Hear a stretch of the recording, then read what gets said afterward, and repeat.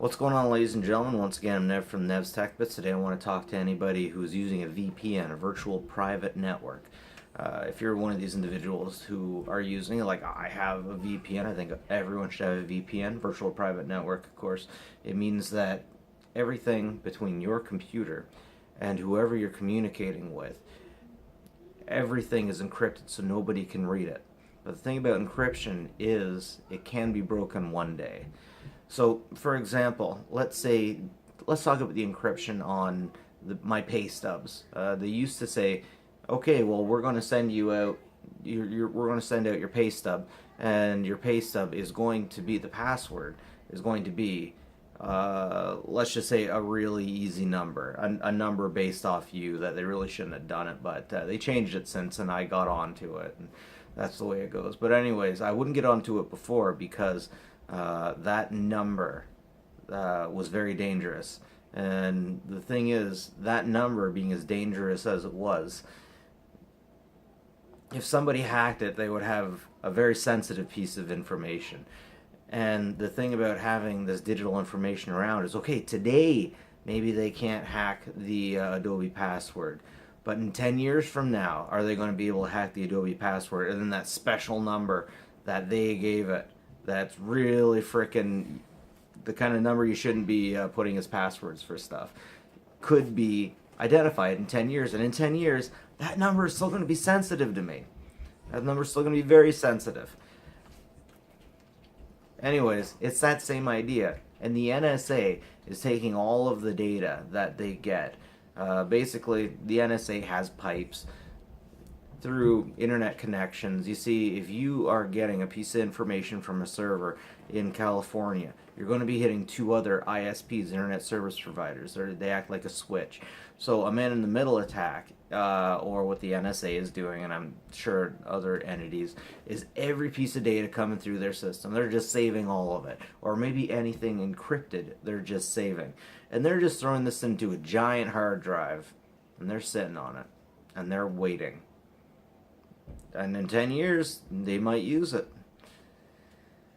Now, anything that you can and do online can be used against you.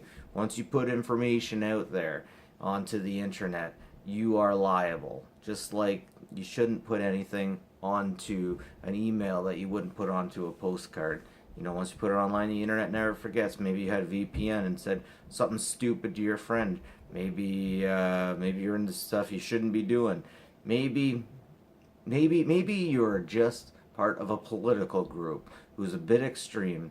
Maybe Antifa. Maybe not even Antifa. Maybe you just say something stupid and you're in a political group. And then someone from your political group gets really stupid and gets some high power weapons and just goes cuckoo for Cocoa Puffs. Hey, if you help that guy in any way, and 10 years from now, your data, you know, it could be gotten. It could be gotten. So, just a heads up for people that there use VPN. Don't use it the same way that a lot of city and town folk use four-wheel drive for. It's not like you can just turn it on and then you can go no matter what and everyone's fine. No. When the weather gets as bad as it has been, we see who actually knows their vehicles and who thinks four-wheel drive is just God mode. It's not God mode. VPN is not God mode. If you're going with a major VPN especially, they might have a good algorithm. But since it's so popular, the feds, whoever, will put more time and resources into decoding that. And it will happen. One day it will be decoded. It might not be today, it might be 10 years from now. But whatever you put online, any data you put online is out there, and then bam, you are data. The things you do online, the data that you produce online is always out there. You search for something, bam, it's out there. Yeah, your name might not be attached to it, and it might be, but bam, if you're into internet cat videos, bam, it's out there. If you're into videos of kids doing dumb things and hopefully not hurting themselves too much, bam, that data is there. Will anyone use it? Does it matter? I don't know. The information's there. It's just interesting now that we're at the point where it's not like we're freely running around and just putting our information in online. our information is getting collected, processed, aggregated, and used for so many things. It's interesting what great uses capitalists will find to booster themselves. Your information is actually worth money now. Like, I got I got a card that has points on it, and it gives you more points when you shop for groceries and gas. And it almost seems as if they're giving you this stuff, and they themselves are getting the ability to track me and be like, oh, okay, this guy, he goes here, he buys that, and because of that, they give us a bit of a kickback and a reason to use their stuff more. Our data is it's a commodity. It's not as disposable as it once was. Everything we do online is a commodity, and it's being harvested wholesale. What blows me away is that the NSA has enough money to be backing all this stuff up, but man, we got to do something about healthcare down there for you guys in the States. I feel bad for you guys. Like, man, like 20 years ago, $300 for a chief of police's daughter to get a cast put on her leg, even with a chief of police's salary income. That's amazing. $300.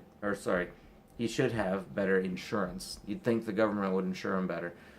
Oh man, I feel bad for you guys. But anyways, VPN. If you have a VPN, you're not 100% taken care of.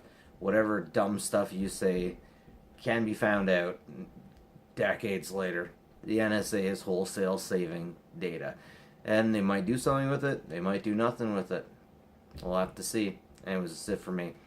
Nev from Nev's Tech Bits. Take care of each other. Catch you later.